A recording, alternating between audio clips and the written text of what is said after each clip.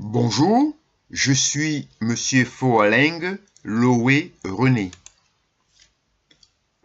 Aujourd'hui, dans le cadre du cours sur les grandes théories économiques, nous allons voir le chapitre 15 intitulé La division du travail.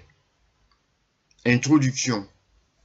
Dans le chapitre précédent, nous avons découvert la théorie de la main invisible, développée par Adam Smith.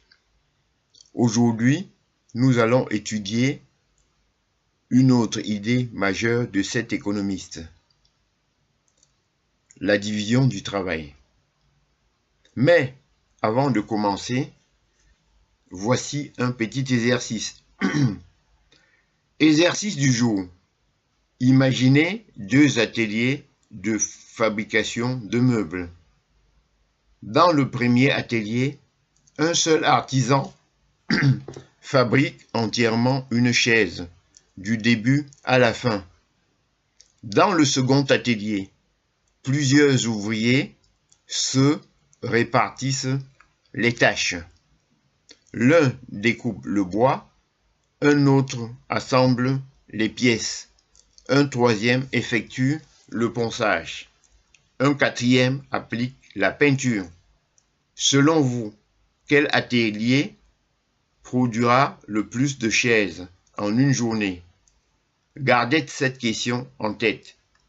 Nous y répondrons ensemble à la fin de cette vidéo.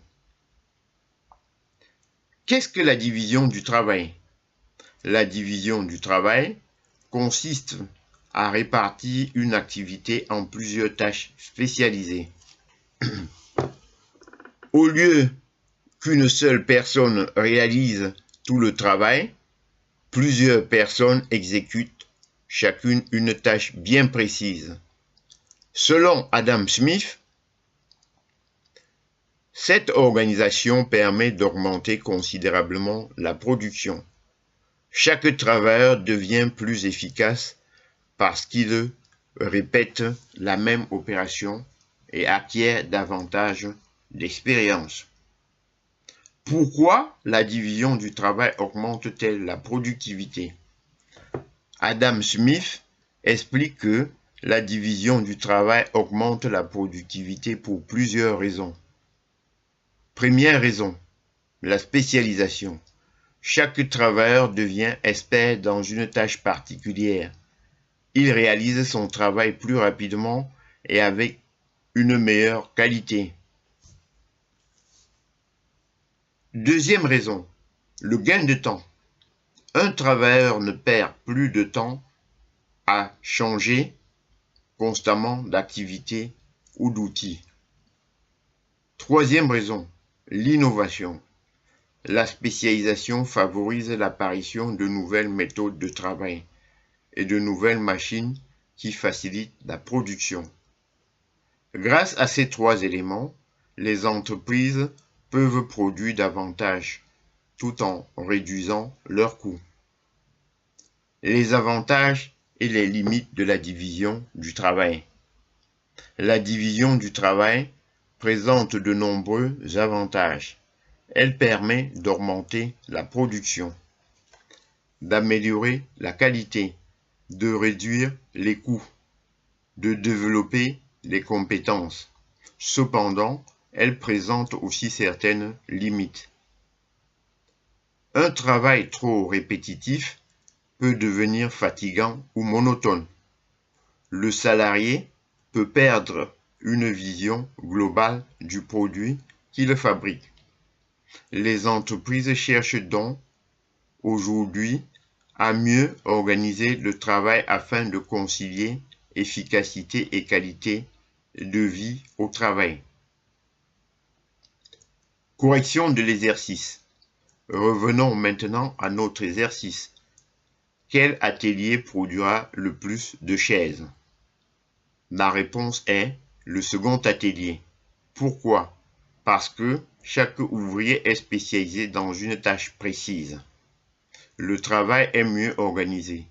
Les pertes de temps sont réduites à la production et la production augmente. C'est exactement le principe de la division du travail expliqué par Adam Smith. À retenir, la division du travail consiste à répartir une activité en plusieurs tâches spécialisées.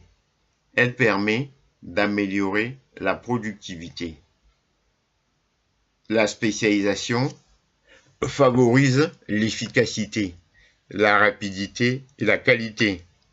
La division du travail présente aussi certaines limites, notamment la répétition des tâches.